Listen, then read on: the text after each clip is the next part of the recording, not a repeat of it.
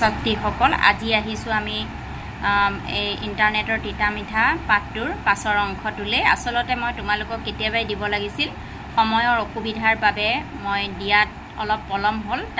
তাৰ বাবে মই তোমালোকৰ ওচৰত ক্ষমা বিচাৰিছোঁ।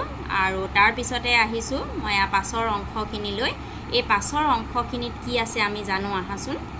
এটা কথাই কুঁৱলীৰ মনত শংকাৰ সৃষ্টি কৰিলে, এটা কথাই কুঁৱলীৰ মনটোত ভয়ৰ সৃষ্টি কৰিলে। সেই ভয়টো কি জানানে?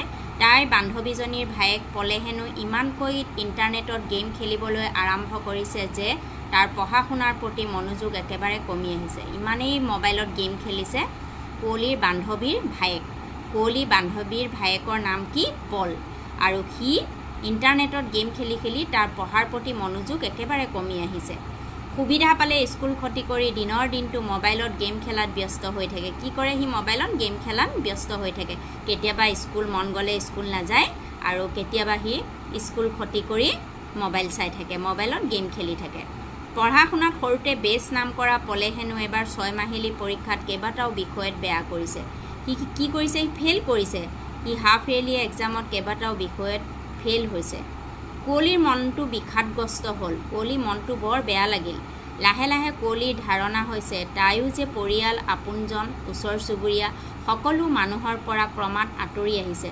তাইও কুঁৱলীৰ মনতো ধাৰণা হৈছে যে তাই সঁচাকৈ তাই পৰিয়াল, আপোন মানুহ আৰু ওচৰ চুবুৰীয়াৰ প্ৰতি যেন তাই আঁতৰি আহিছে। কিয় আঁতৰি আহিছে? তাই কম্পিউটাৰৰ লগত, ইণ্টাৰনেটৰ লগত তাই বেছিকৈ সংযুক্ত হৈ পৰিছে।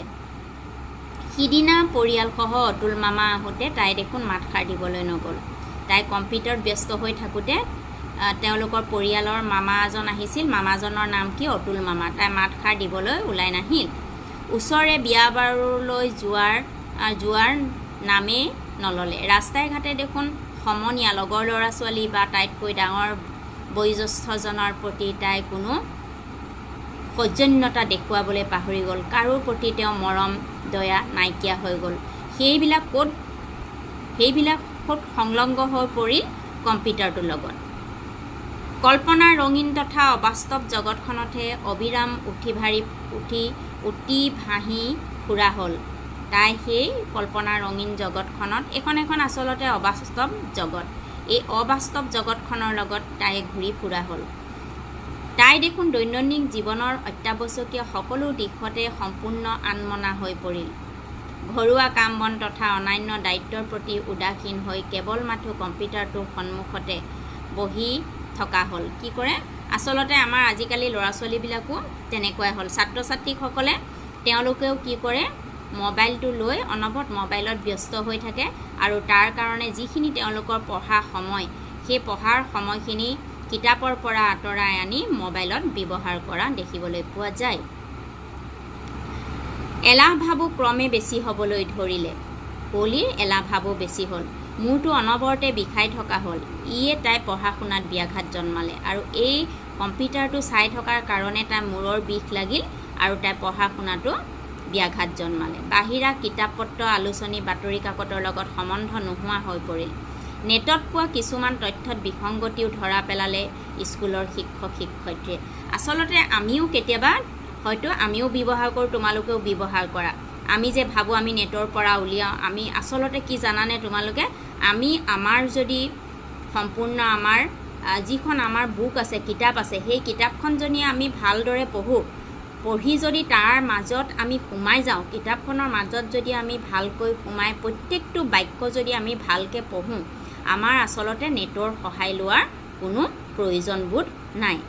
গতিকে কি হয়, আমি কিন্তু ছাত্ৰ ছাত্ৰীসকলে আজিকালি কি কৰে? অকল কিবা এটা প্ৰশ্ন তেওঁলোকে নোৱাৰিলেও কি কৰে? মোবাইলটো লৈ নেটত চাৰ্চ কৰে। আচলতে এইটো সম্পূৰ্ণৰূপে ভুল। নোৱাৰিলেও নিজে লিখিবলৈ চেষ্টা কৰি শিক্ষক শিক্ষয়িত্ৰীক তেওঁলোকৰ দেখুওৱা মনোভাৱটো আজিকালি ছাত্ৰ ছাত্ৰীৰ মাজত দেখিবলৈ পোৱা নাযায়।